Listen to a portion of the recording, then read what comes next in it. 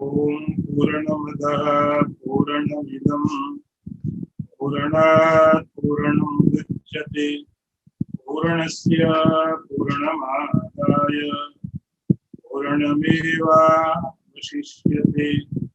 ओम शांति शांति शांति।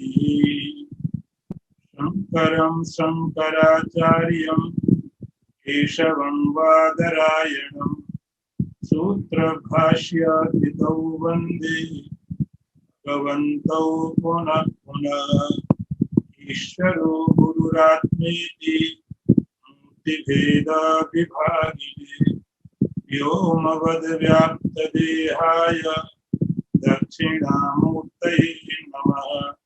ओम शांति शांति शांति।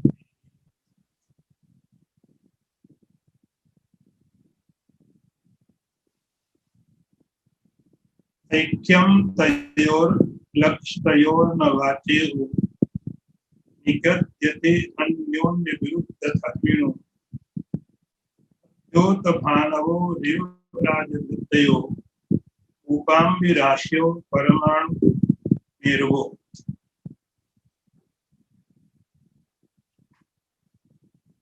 अर्थ देखिए,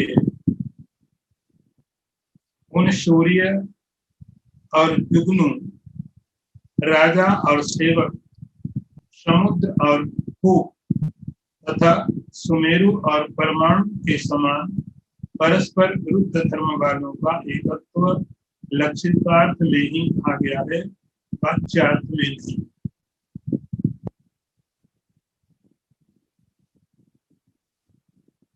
पिछले मंत्र में भी हम जब विचार कर रहे थे तो उस दिन थोड़ा समय कम हो गया, इसलिए हमने छोड़ दिया था चीजों को।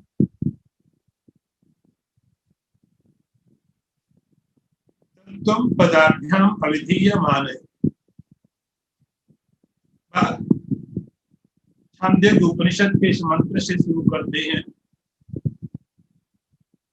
जहां पर शिष्य गुरु के पास में अध्ययन करने के लिए गया और गुरु ने उसको उपदेश दिया ब्रह्म विद्या का।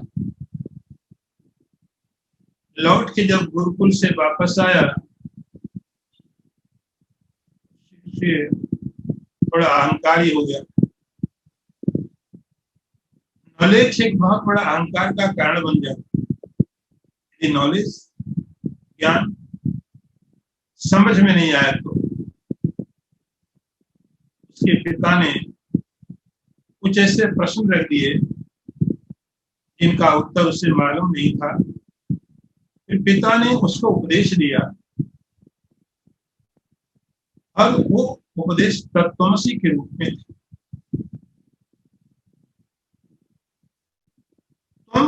तुम और वह दो नहीं हो। जब ऐसा बोला जाए तत्त्वमसि, तुम और वह का ईश्वर, तुम का अर्थ जो सामने बैठा हुआ हो, तुम दोनों अलग अलग नहीं हो, ऐसा जो तत्त्वमसि में उपदेश दिया गया, भगवती श्रुति में बताया गया। अब उस पर थोड़ा विचार करें कि क्या ये जो जीव है, तो तम का अर्थ होता है कि जो सामने बैठा हुआ, लेकिन जड़ नहीं है। आप पत्थर को तुम नहीं बोलते, टेबल को तुम नहीं बोलते। जब हम तुम करके बोलते हैं, यू करके किसी का एड्रेस करते हैं, इसका अर्थ क्या होता है? ना तो वह शुद्ध चैतन्य है और कॉन्शियसनेस भी नहीं है और इनर्ट भी नहीं। जब हम किसी को तुम बोलते हैं, इसका अर्थ ये कैसा है? बीच में मिला हुआ है, दोनों चीजें इसमें है। तो तुम का अर्थ यहाँ पर आपको समझना पड़ेगा, जीवात्मा जिसको आप कहते हो।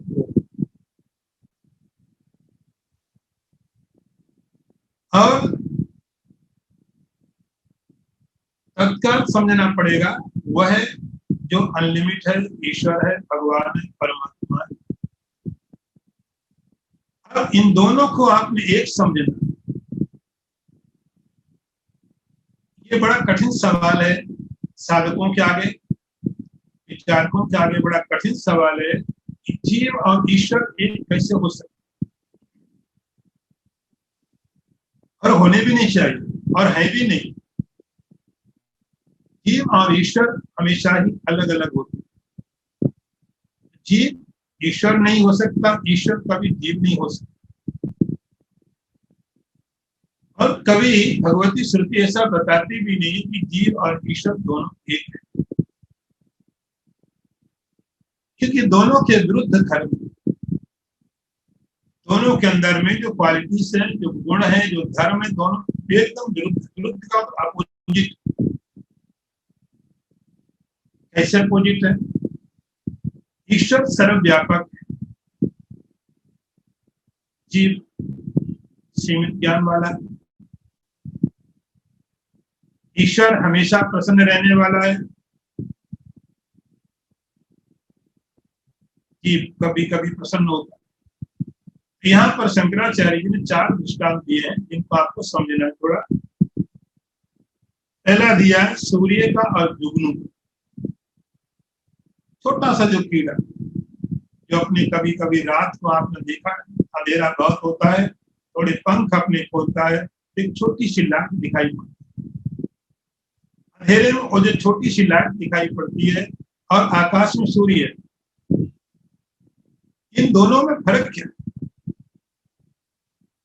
सूरज के अंदर जो प्रकाश है वो सारे संसार को प्रकाशित करता है। सूर्य सारे संसार को प्रकाशित करता है, और जो छोटा सा कीड़ा है कुछ केवल अपने को भी प्रकाशित नहीं कर पाता है, अपने को भी नहीं दिखा पाता। इसी प्रकार ईश्वर के अंदर जो ज्ञान है सबका है, और जीव के अंदर ज्ञान अपना भी नहीं है। दूसरा दृष्टांत दिया है राजा और सेवक। राजा सेवक का दृष्टांत क्या है? ये कंट्रोल करता है, ये कंट्रोल हुआ करता है। एक मालिक है और एक उसका सेवक है। तो ईश्वर नियामक है, ईश्वर नियामक है सारे संसार का, पूरे यूनिवर्स का, और जीव उसके अंदर में इसको नियमित किया जाता है। तीसरा दृष्टांत है कूप और समुद्र। दोनों में पानी है, समुद्र के अंदर भी पानी है और कुएं के अंदर में भी पानी है। पानी दोनों के अंदर में है। दोनों के अंदर पानी है, लेकिन उपाधि अलग अलग, लिमिटेशन सबकी सबकी अलग अलग है। इसीलिए और चौथा दृष्टांत दिया है परमाणु का और एक छोटा सा कोई पृथ्वी का एटम, पार्टिकल। सुमेरु पर्वत, और जो भी आप पर्वत ज्यादा बड़े से बड़े समझते हैं, माउंटेन या कोई भी बड़ा हिमालय पूरा, और साथ में छोटा सा एक परमाणु। दोनों में फर्क क्या है? 4 दृष्टांत आपको यहाँ पर दिए गए शंकराचार्य जी के द्वारा कि सूर्य भी प्रकाश देता है और ये छोटा सा जुगनू भी प्रकाश देता है। राजा शासक होता है और उसका नौकर शासित होता है। कुएं में पानी होता है, समुद्र में होता है, और पूरा पर्वत और छोटा सा एक पृथ्वी का कण। अब इन दोनों के लिए आपने समान बनाना है कि दोनों एक ही हैं। दोनों एक जैसे कैसे हो सकते हैं? एक के अंदर इतना पानी भरा हुआ है, एक के अंदर बहुत थोड़ा है। इन दोनों के लिए समान कहना है तो आपको क्या करना पड़ता है? 2 तरह से अर्थ किए जाते हैं। इसको बोलते हैं वाच्यार्थ और लक्षितार्थ। थोड़ा संस्कृत का यहाँ पर ग्रामर भी है। 2 तरह से चीजें आपको समझनी पड़ेंगी। एक होता है वाच्य जो आपने कहा उसका वही मीनिंग होता है, जो आपने कहा और उसका वही मीनिंग है। तो थोड़ा आपको आज मैं क्लियर कर दूंगा जिससे आपको आगे थोड़ा आसान हो जाए। आपने जैसे किसी को बोला पुस्तक, आपने बुक बोला तो उसका मीनिंग वही है। आप किसी को बोलते पुस्तक देना तो वो आपको बुक लाके दे दे, उसका वाच्यार्थ बोलते जो आपने बोला वही उसका मीनिंग। लेकिन बहुत बार ऐसा होता है आप बोलते कुछ है और मीनिंग कुछ अलग होता है। लक्षित उसको बोलते लक्ष्यार्थ। आप कुछ कहना चाहते हैं, कुछ कहते हैं और शब्द कुछ होते हैं, अर्थ आप कुछ करते हैं। मैं दृष्टांत पहले दिया था, जैसे आप रोड में खड़े होकर किसी को टैक्सी बुलाते, टैक्सी, टैक्सी का मीनिंग टैक्सी ड्राइवर नहीं है, लेकिन जब आप रोड में खड़े होकर के किसी टैक्सी ड्राइवर को बुलाते हैं टैक्सी, तो उस समय उसका मीनिंग टैक्सी नहीं होती है, गाड़ी नहीं होती, गाड़ी का ड्राइवर होता है। ऐसे ही तो उसको बोलेंगे लक्षितार्थ। थोड़ा और भी समझिए, संस्कृत में अभिधा, लक्षणा और व्यंजना तीन तरह से शब्दों की शक्ति को प्रकाशित करते। मैं ज्यादा डीप नहीं जाऊंगा, थोड़ा हैवी होगा। शब्द अपने अर्थ को तीन तरह से कहते हैं। तो पहला होता सीधा, शब्द का जो अर्थ होता वो। दूसरा होता शब्द कुछ होता, अर्थ उसका कुछ अलग होता। तो पहले वाले को बोलते अभिधा, जैसा शब्द उसका वैसा मीनिंग। और दूसरा होता लक्षणा, इसका अर्थ कि शब्द कुछ है लेकिन उसका मीनिंग आपको और समझ। तो आपको लक्षणा जरूर समझना पड़ेगा, लक्षणा क्या थी इसको आपको इस प्रकरण में समझना बहुत जरूरी है। तो ये लक्षणा क्या है, यहाँ पर देखिए, तयो ऐक्यम तयो लक्षितयो न वाच्यो। अब शंकराचार्य जी की मतलब तो आप समझ पाएंगे कि जब आपको तत्व सिखाया जाए कि तुम वह हो, इसका कभी भी गलती से भी ये मत समझ लेना कि हम ईश्वर, आप ईश्वर नहीं, कोई भी जीव ईश्वर नहीं हो सकता, इसलिए कभी भी भूल नहीं करना है कि जब आप वेदांत का कोई ग्रंथ पढ़े, वेदांत पढ़े और उसमें से वाक्य मिले, बहुत बहुत गलत तरीके से लोग चले जाते कि हम में और ईश्वर में भेद क्या। जब तक आप हैं, आप लिमिटेड हैं, तब तक आप ईश्वर नहीं, आप ईश्वर नहीं।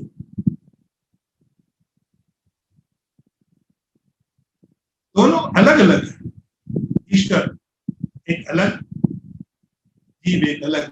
तो जब तक अंदर में जीव भाव है, मैं जीव हूं, मैं शरीर में हूं, तब तक आप ईश्वर नहीं।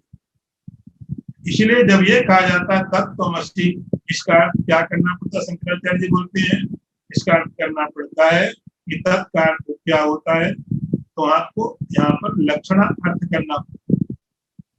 जब गुरु उसको बोलता तुम, तो तुम का शरीर नहीं है। जब गुरु शिष्य को बोला तुम ब्रह्म हो, तो गुरु का तुम मतलब शरीर नहीं है। तुम का वहां पर लक्षितार्थ ढूंढना पड़ेगा। और लक्षितार्थ क्या होगा, क्योंकि दोनों में विरुद्ध धर्म, दोनों की क्वालिटी अलग अलग, इसलिए ऐक्यम तयोर लक्षितयोर न वाच्यो। जब तक और तुम ये वाक्य सुनो आप, इसका वाच्यार्थ कभी नहीं समझना, सीधा अर्थ कभी नहीं लगाना, आपको इसकी लक्षणा समझनी पड़ेगी। क्योंकि इन दोनों में विरुद्ध धर्म रहते हैं। जीव लिमिटेड होता है, हमारी क्षमता की। एक जगह शंकराचार्य जी ने लिखा है, शंकराचार्य जी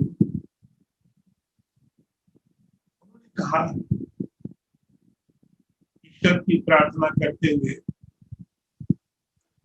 शंकराचार्य जी की वाक्य है, उनका स्टेटमेंट है।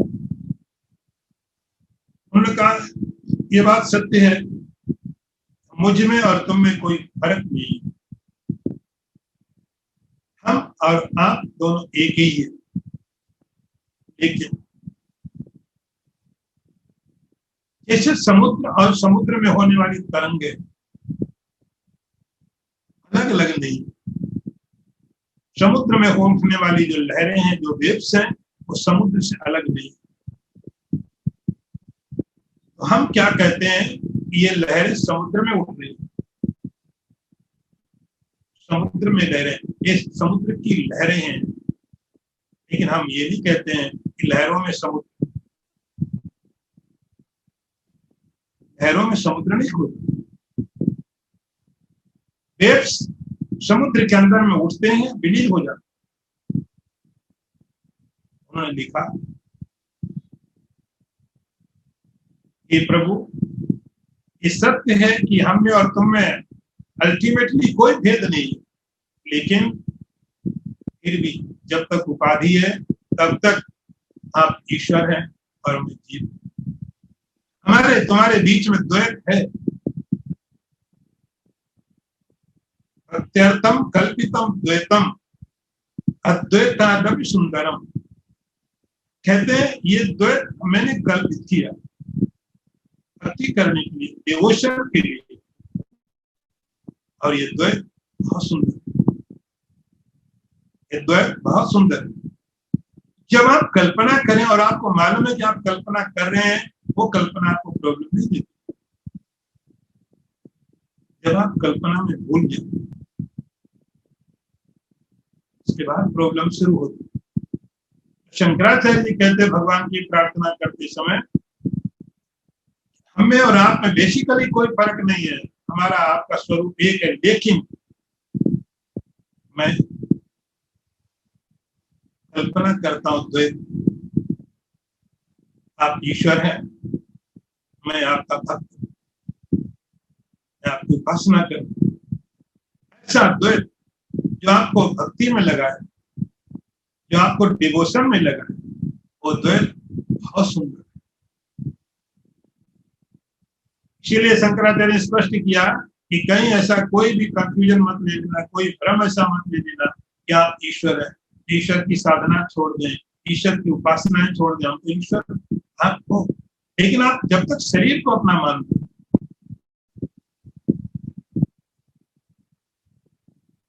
इसलिए लक्षित हो वाच्य हो, यहाँ पर तत्कार तमकार आपको समझना पड़ेगा। दोनों जगह उसके मीनिंग थोड़े अलग अलग तरीके से करने पड़ेंगे, और यही काम वेदांत है। ये आप अब उस पॉइंट पे आए हो जहां आपको बहुत सावधानी से चीजें समझनी है। बहुत उपनिषदों में लिखा, क्षुरस्य धारा निशिता दूरत्वय दुर्गम पथा तत् कवयो वेदम। यहाँ पर आकर के बहुत कठिन रास्ता, nature as of the nature. थोड़ी भी गलती आपको कहीं और ले जा सकती। इसीलिए शंकराचार्य ने बहुत स्पष्ट किया, आप तत्काल अपने को जीव मान करके मत कर लेना, मैं तो ईश्वर हूं। उससे आपका अहंकार बढ़ जाएगा, छूटेगा कुछ नहीं, और अहंकार बढ़ जाएगा। अगला मंत्र देखिए, तयो विरोधो अपि उपाधि कल्पितो वास्तवा कश्चित् उपाधिरेषः एषस्य माया महदादि कारणम एवस्य कार्यम शृणु पंचकोशम। देखिए, उन दोनों का विरोध उपाधि के कारण है, और वह उपाधि कुछ वास्तविक नहीं है। ईश्वर की उपाधि महत्त्वादि की कारण रूपा माया है, तथा जीव की उपाधि कार्य रूप पंचकोश। एक बात अभी तक स्पष्ट हो गई, जीव और ईश्वर दोनों को आपको एक समझना। कैसे समझना ये भी आपको बता दिया, या जीव का क्या समझना, जीव ईश्वर का क्या समझना। जीव और ईश्वर दोनों एक नहीं हो सकते हैं। एक करना है तो आपको पहले उनकी उपाधियों को समझना। उपाधि, लिमिटेशन,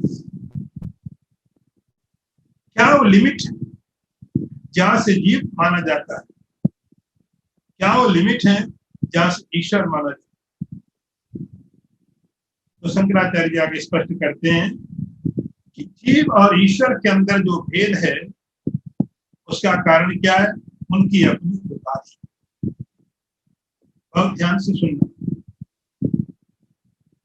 जीव और ईश्वर के अंदर जो भेद है केवल इसलिए उपाधि के कारण। उपाधि, आप पहले ये शब्द समझेंगे तब आप दृष्टांत समझते जाएंगे। ईश्वर क्या? अब आप ईश्वर की डेफिनेशन समझिए, ईश्वर की परिभाषा समझिए, ईश्वर का मतलब क्या है? ईश्वर का अर्थ होता है कि जब वो चैतन्य, ब्रह्म, जो भी आप नाम देते हो, पुराणों में भी बहुत स्पष्ट रूप से बताया जाता है, लेकिन लोग उस रूप में जाते नहीं। जब वो माया में प्रतिबिंबित होता है, जब उसके आगे माया आती है और माया में जब वो चैतन्य रिफ्लेक्ट होता है, उस समय उसका नाम पड़ता है ईश्वर। अब ईश्वर का मतलब क्या होता है? कि वो माया को अपने अधीन रखता। ईश्वर माया को अपने अधीन, अधीन का अर्थ होता समझता है ये माया। अधीन का अर्थ होता है कि आपको पता रहे कि क्या चीज है। जब उस चैतन्य का प्रतिबिंब माया में पड़ता है तो एक प्रतिबिंब जो है उसका नाम पड़ा ईश्वर। यह ईश्वर, यह प्रतिबिंब माया को अपने बस में रखता है, अर्थात उसको ये पता रहता है ये माया है, इसको मैं जैसे चाहूं वैसे यूज कर लूं। वो माया को और अपने को कभी भूलता नहीं।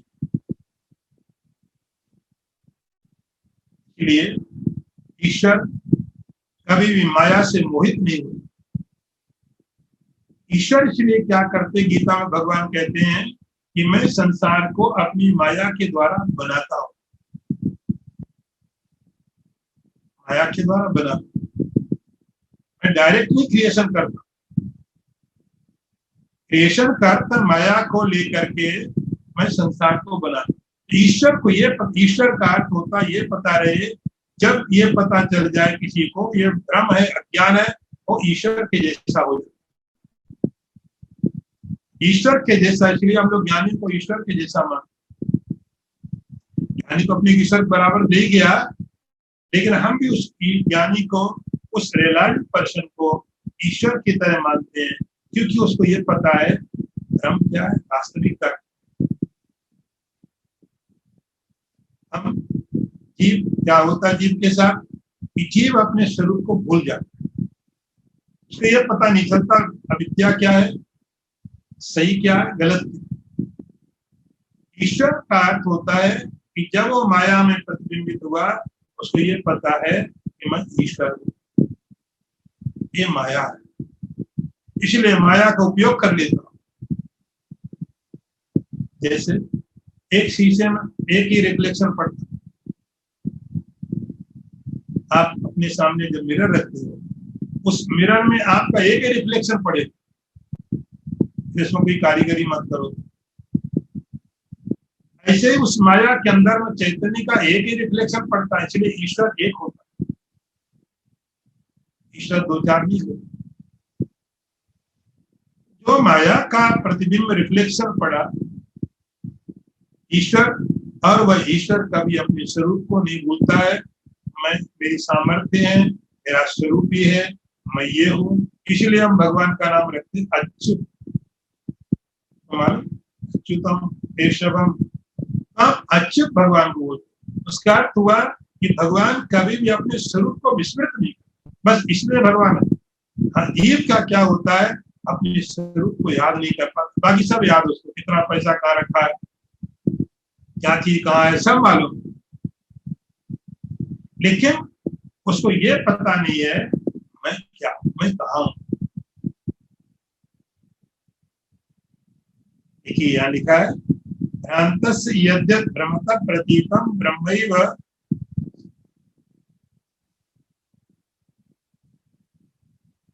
तयो विरोधे अप्युपाधि कल्पितो न वास्तवा कश्चिद उपाधिरेश। जीव और ईश्वर के अंदर जो विरोध है वो वास्तव में नहीं है। जैसे आपको कुएं का दृष्टांत दिया, पानी, तो कुएं के अंदर जो पानी है, समुद्र के अंदर पानी, पानी में क्या फर्क है? फर्क नहीं। उसके अंदर जहां पे कुछ चीजें ऐड की, हटा दो। पानी संसार में दो चार पानी थोड़ी, पानी संसार में दो पानी नहीं है, ये पानी है। यदि आपको पानी अलग लग रहा है, इस कारण से उसमें उपाधि लगी, आप उसको हटा दो, पानी पानी बराबर। Cold water, hot water, sweet water, तो आप जो उपाधि लगा के उसको हटा दो कृपा कर। वाटर जो बचता है, जो पानी बचता है, उसमें क्या फर्क है? ऐसे ही चैतन्य के अंदर में जो उपाधि लगाई है ईश्वर की, ईश्वर की उपाधि क्या है? ईश्वर से माया, ईश्वर की उपाधि है माया। माया क्या है? महदादि कारणम, इसने सारे संसार का निर्माण किया। ईश्वर की उपाधि है माया, और जीव की क्या है? जीवस्य कार्यम शृणु पंचकोशम, और जीव की उपाधि है पंचकोश। जीव की उपाधि पांच पंचकोश, जिनका हमने वर्णन सुन लिया। तो पंचकोश जीव की उपाधि है, जिनके कारण वह चैतन्य अपने को जीव मानते। तो जब तक आप जीव पंचकोश में है, बहुत स्पष्ट समझना, जब तक आप पंचकोश के अंदर हैं, पंचकोश के साथ आइडेंटिफाई करते हैं अपने आप को, तब तक आप कभी भी ईश्वर नहीं है। इसलिए कभी ऐसी गलती नहीं कर सकते हो कि मैं ईश्वर हूं। अब मुझे किसी डिवोशन की, किसी भक्ति की, प्रार्थना की, पूजा पाठ की कोई जरूरत नहीं, मैं तो खुद ईश्वर हूँ। आप ईश्वर पंचकोश में नहीं हो। जब आप पंचकोश ऊपर चले जाओ, ईश्वर हो। तो पंचकोश यह उपाधि है जीव।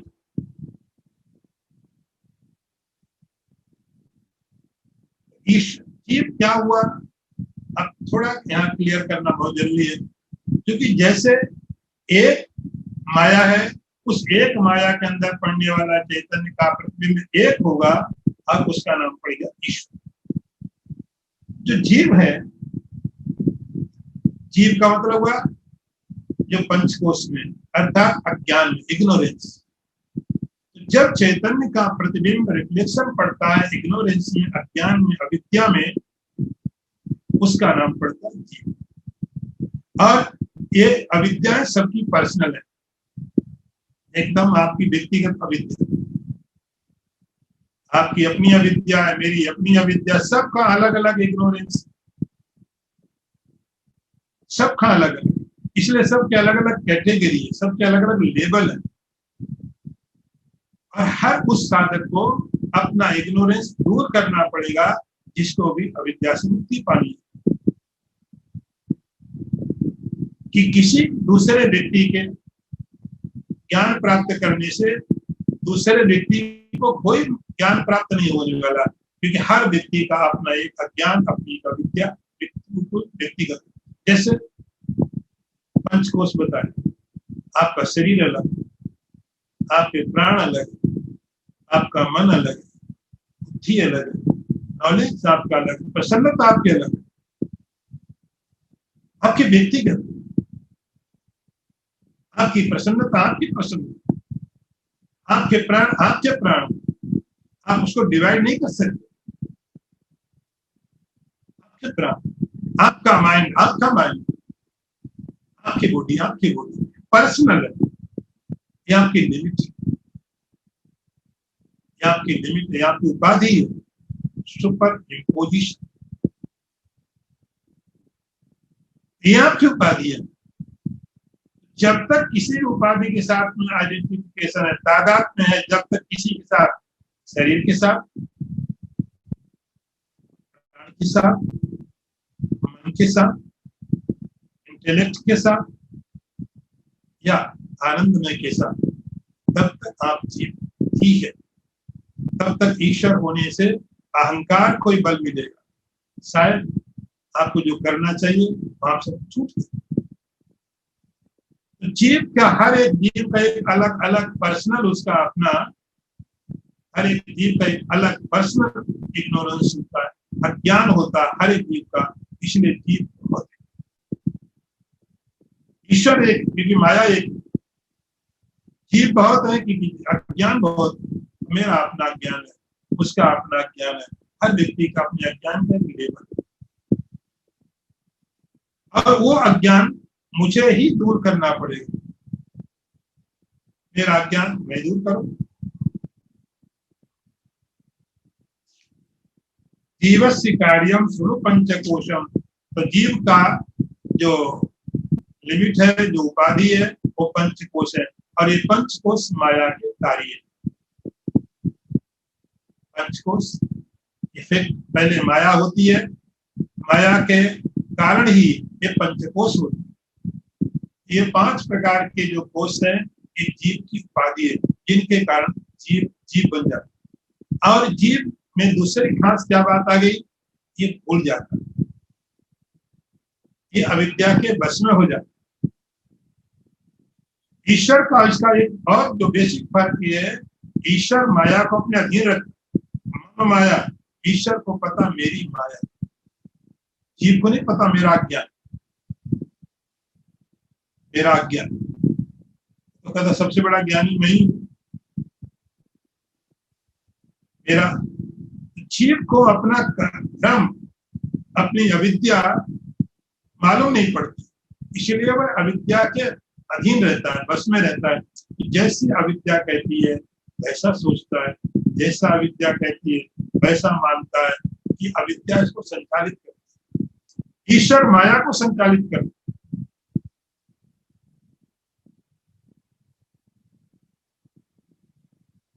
है। तो दोनों के अंदर यह हो गया। उपनिषद कहते हैं द्वा सुपर्णौ सेदौ समान सखायो समानम वृक्षम परिशस्वजा। जीव और ईश्वर दो पक्षी जो एक ही पेड़ की किसी शाखा डाल में बैठे हुए, दोनों मित्र हैं, दोनों एक जैसे ही, दोनों में सब गुण एक ही है, दोनों के अंदर में पंख है, दोनों के अंदर उड़ने की कैपेसिटी, क्षमता है, दोनों उड़ सकते हैं।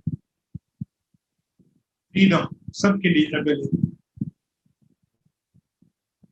जैसे पक्षी के अंदर 2 पंख हैं, जब मन करे उड़ जाए, ऐसे ही जीव के अंदर और ईश्वर के अंदर, दोनों के अंदर क्षमता एक जैसी।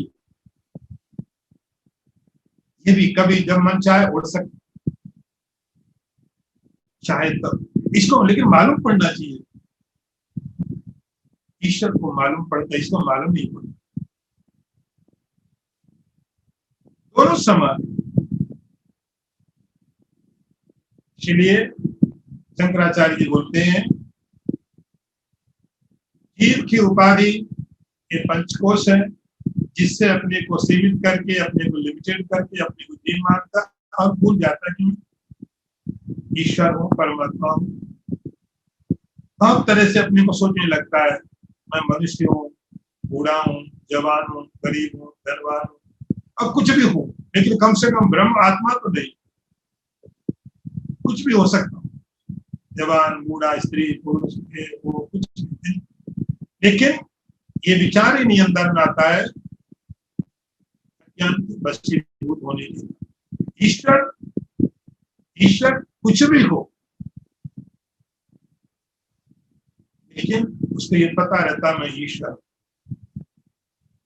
वो चाहे कोई भी शरीर ले, चाहे मनुष्य बन जाए, चाहे मछली बन जाए, कोई भी शरीर ले, नरसिंह बन जाए, कछुआ बन जाए, उसको पूरा ज्ञान रहता है कि मैं क्या हूं, अपना स्वरूप नहीं भूलता। तो दोनों उपाधियां अलग अलग हैं। जीव की जो उपाधि है पंचकोश है, जिसके कारण जीव बन गया। अब इन श्रेणियों में सारे के सारा ईश्वर को छोड़ करके जितना भी संसार है, ईश्वर को छोड़ करके जितना भी जगत है, उस समस्त जगत के अंदर में यह जीव भाव व्याप्त है। मैं जीव, मैं जीव, मैं ये, जहां भी थोड़ा भी समझ आई, कॉन्शियसनेस थोड़ा भी जगह, अच्छी जगेगा मैं ह्यूमन बीइंग हूँ या मैं एनिमल हूँ, मैं पक्षी हूँ, मैं पेड़ हूँ। थोड़ा भी कहीं थोड़ी भी समझ आई तो उसका बोध कैसे होता है? ब्रह्म को छोड़ के सब कुछ बोध होता है। ये दो तरह की उपाधियां हैं जिन्होंने जीव को अलग और ईश्वर को अलग करके रख दिया। अब अगला मंत्र देखिए।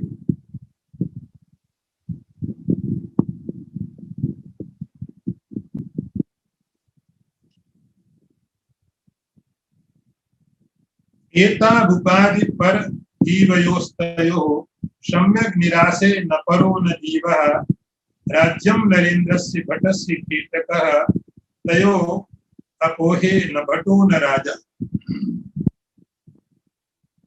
अर्थ देखो, ये परमात्मा और जीव की उपाधियां, इनकी भली प्रकार से बोध हो जाने पर न परमात्मा ही रहता है न जीवात्मा ही।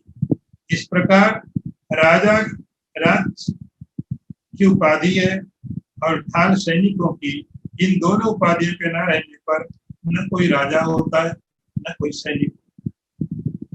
अब शंकराचार्य बोलते शुद्ध क्या करना,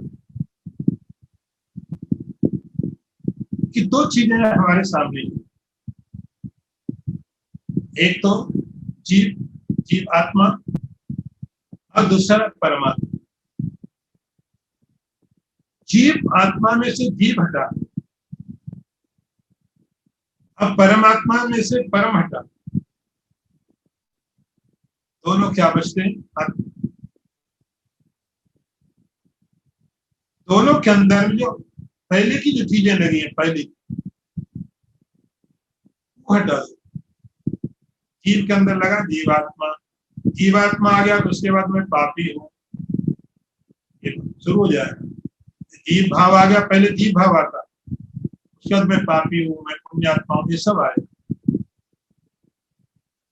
जीव के ऊपर जो जीवात्मा है, उसके पहले जो जीव लगा, आप उसको हटा दीजिए, बचा आत्मा। परमात्मा के साथ जो परम लगा, उसको परम को भी हटा दीजिए, बचेगा आत्मा। इस आत्मा में क्या भेद? जिससे पानी, आपके पास दो तरह के पानी है, एक ठंडा पानी, एक गर्म पानी, एक आइस पूरी तरह, और एक बॉइलिंग वाटर है। दोनों की उपाधियां अलग अलग है, दोनों के गुण अलग अलग, दोनों अलग अलग काम करेंगे, लेकिन जो पानी के धीरे धीरे बर्फ पिघल के पानी बन जाएगी, और एक गर्म पानी, ये भी ठंडा हो जाएगा। फिर पानी में क्या फर्क रहेगा? फिर इन दोनों में अंतर कहाँ है?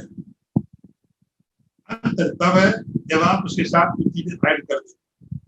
आत्मा के साथ हम कुछ चीजें ऐड कर देते हैं, जीव लगा देते तो जीवात्मा बन जाता, परम लगा देते तो परमात्मा बन जाता। शंकराचार्य बोलते हैं इन दोनों को आपको हटाना। एता उपाधि पर जीवयोस्तयो सम्यक निराशे न परो न जीवा। बस इतना ध्यान रखना है, इसका निराश आपको, निराश को हटाना है, निगेशन आपको बहुत सावधानी से हटाना है, गलती नहीं कर सकते। सम्यक निराशे, अच्छी तरह से आप जीव को जीव की तरह समझ लीजिए, ईश्वर को ईश्वर की तरह समझ लीजिए। दोनों की उपाधियां, जो दृष्टांत दिया, आप पीछे वाला दृष्टांत आप समझ सकते हैं।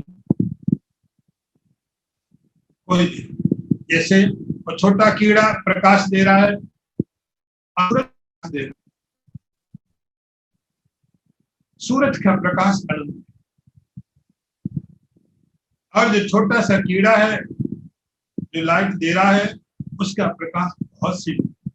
ऐसे ही जो ईश्वर है, ईश्वर के पास अनंत ज्ञान,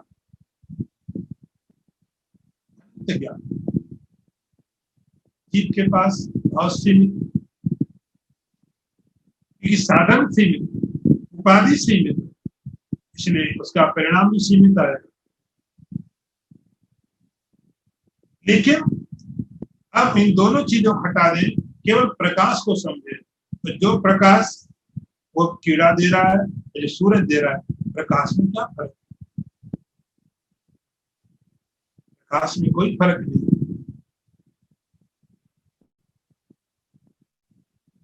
सम्यक निराश है, तो इसके अंदर जो उपाधियां हैं, इन उपाधियों को अच्छी तरह से निराश करना पड़ेगा।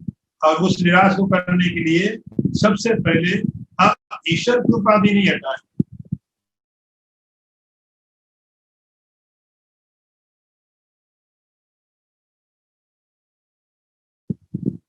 हम क्या करते हैं, थोड़ा वेदांत पढ़ा और ऐसा होने लगता है कोई फर्क नहीं है, ईश्वर और मुझमें कोई फर्क नहीं है, मैं ईश्वर हूं। फिर ईश्वर की आवश्यकता क्या? गलती हो जाएगी, भूल हो जाएगी। तो सबसे पहले आप अपने ऊपर काम करिए, जो आप कर सकते हैं कि आपकी जो उपाधियां हैं उन उपाधियों से आप अपने अलग करिए। जैसे जैसे आपकी उपाधियां अलग हट जाएंगी, अन्नमय, प्राणमय, मनोमय, विज्ञानमय, आनंदमय, उसके बाद प्रश्न आएगा कि मैं ये हूं, ईश्वर क्या?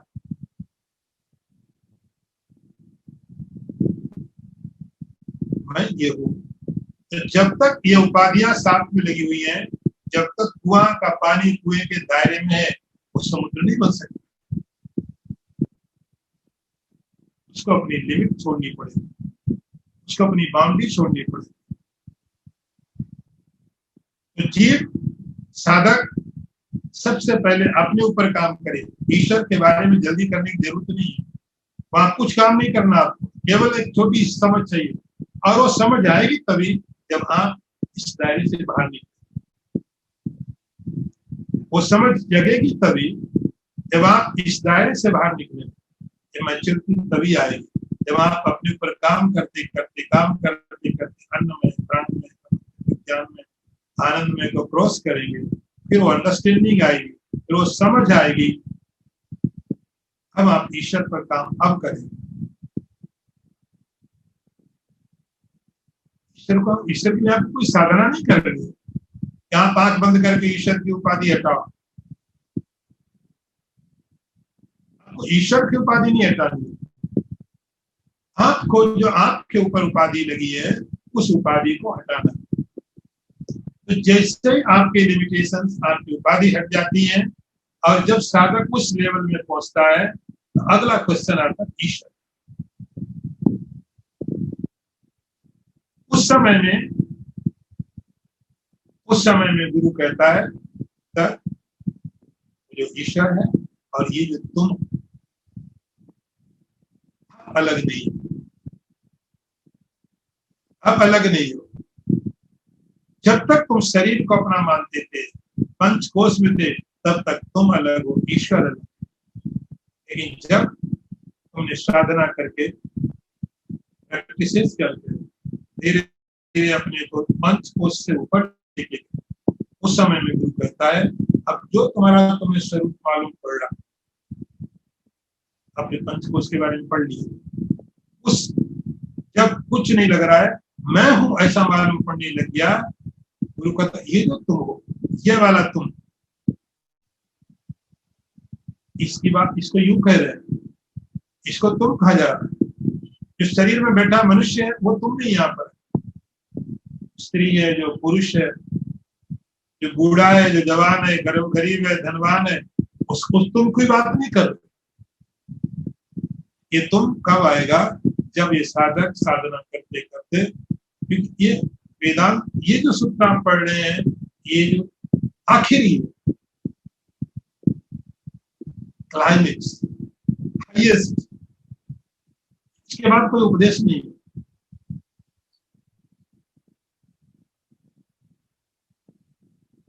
ये तत्वमसी जब बोला, किसको बोला?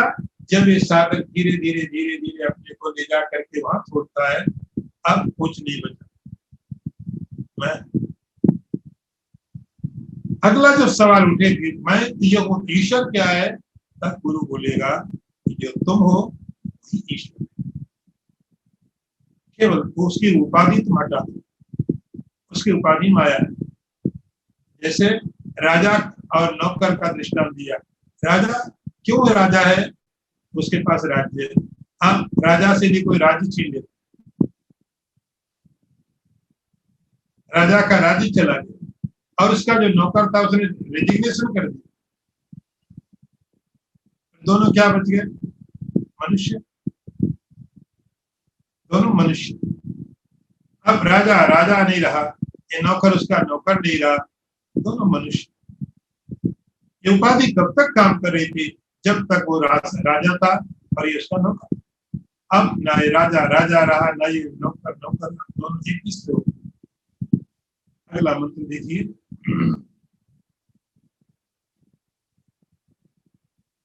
अर्थात आदेश इति श्रुति स्वयं निषेधयति ब्रह्मणि कल्पितद्वयं श्रुति प्रमाणानुगृहीत युक्त्या तयो निराशा करणीय एव।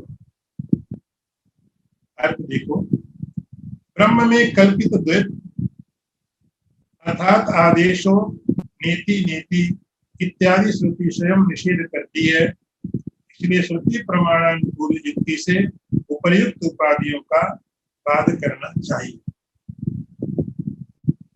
अब यहाँ पर एक बात बृहदारण्यक उपनिषद की,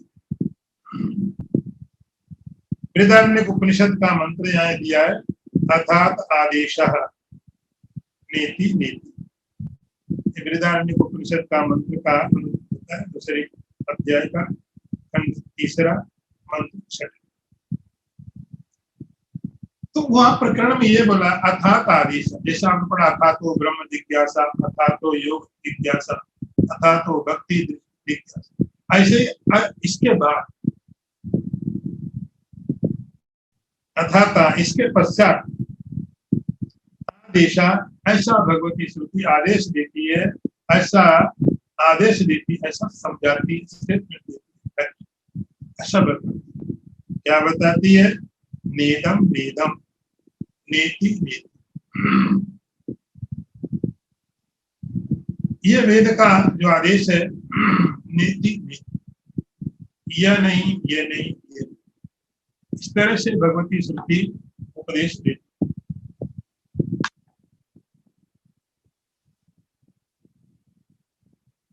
क्या क्या निषेध कर रही भगवती श्रुति?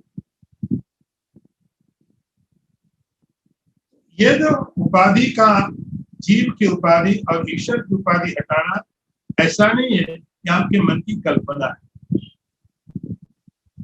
यह श्रुति वेदों में लिखा हुआ, ये हमारे मन की कल्पना नहीं है, ये वेदों में लिखा है और वेदों में लिखे के अनुसार ही ब्रह्मणि कल्पितम द्वैतम। ये जो द्वैत दुआलिटी, दो, जीव अलग है ईश्वर अलग, बात उसकी हो रही है। ये बात खत्म हो गई, एक जीव से दूसरा जीव अलग है। अब आप यहाँ पर बात नहीं कर रहे। मैं आपको फिर याद दिला दूं कि जब तक आप शरीर के साथ हैं तब तक आपकी समस्या केवल ईश्वर नहीं है, आप अलग है, दूसरा जीव अलग, हर व्यक्ति अलग, सबके शरीर अलग, सबके प्राण अलग है, सबके मन अलग है, बुद्धि अलग है, सबकी खुशी दुखी अलग। जब ये सागर इस लेवल में पहुंचा, अपने को पंच कोश से ऊपर उठाया, उस समय क्वेश्चन आता है वहां पे, गॉड, ईश्वर और मुझ में क्या है? तब उसको समझाया जाता है जो तुम हो ही ईश्वर। यहाँ पर एक जीव का दूसरे जीव के साथ भेद खत्म हो चुका है। उस समय भगवती श्रुति कहती है नेति नेति, अर्थात आदेश इति श्रुति स्वयं निषेध। शंकराचार्य बोलते हैं कि भगवती श्रुति कहती है कि द्वैत की कल्पना ब्रह्म में की गई, और भगवती श्रुति खुद निषेध करती, ये नहीं ये नहीं ये नहीं, ये नहीं। इसका निषेध करती है उपाधि का, लिमिटेशंस का। जीव की जो उपाधियां उनको आप हटा दीजिए, जीव के अंदर जो जीव है उसको हटा दिया, आत्मा बचा जीवात्मा में। परम के अंदर पर है उसको हटा दीजिए, परमात्मा में से तो परम आत्मा में से। इस तरह से ब्रह्मणि कल्पितम द्वयम, ब्रह्म में कल्पित, क्योंकि वो जो चैतन्य है कॉन्शियसनेस है, माया में रिफ्लेक्ट हो रहा है और अज्ञान में रिफ्लेक्ट हो रहा है। अज्ञान का तो आपका अंतःकरण, पंचकोश। इस शरीर के अंदर बैठ करके मैं जो बोलता है, ये जो रिफ्लेक्टेड है जीव बन गया। भगवती श्रुति कहती नेदम, ये नहीं है, ये नहीं। और जैसा जीव का उपाधि निषेध करती है, वैसे ही श्रुति कहती ईश्वर की उपाधि जो माया, वो भी नहीं, वो भी नहीं। आप दोनों को हटा दीजिए। इस प्रकार से श्रुति प्रमाण अनुगृहित युक्तिया, युक्तिया का अर्थ होता आपको विचार करना, आपको विचार करना। युक्ति का अर्थ होता लॉजिक। आपको ही बैठ के आंखें बंद करो या आंखें खोलो, आप बैठ के कभी विचार तो करो सुनने के बाद। युक्ति, आपकी युक्ति आपके काम आएंगे, लेकिन वे युक्तियों का जो समर्थन भगवती श्रुति से मिलना चाहिए। आपकी युक्तियां, आपकी जो तर्कें हैं, आपकी जो लॉजिक है, उनको आप भगवती श्रुति के साथ में देखो। वेद में लिखा है, आप वैसे ही सोच पा रहे हैं।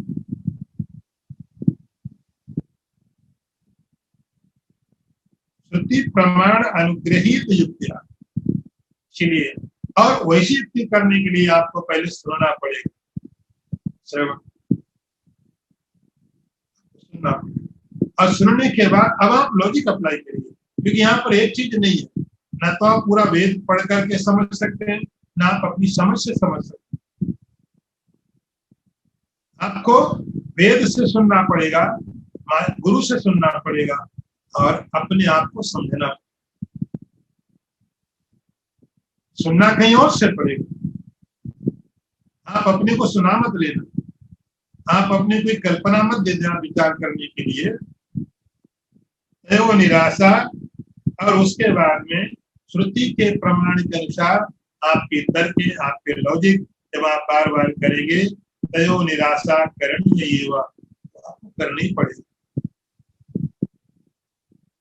आपके लिए कोई करके नहीं दे सकता, श्रुति भी नहीं कर सकते, आचार्य गुरु नहीं कर सकता है,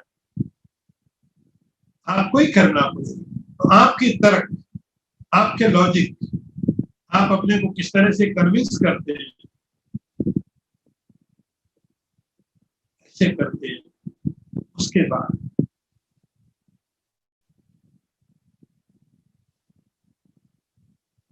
ब्रह्म के ऊपर में जो कल्पित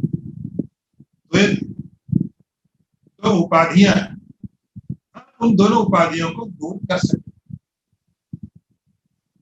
ब्रह्म के ऊपर कल्पित जो उपाधि है, एक तो माया की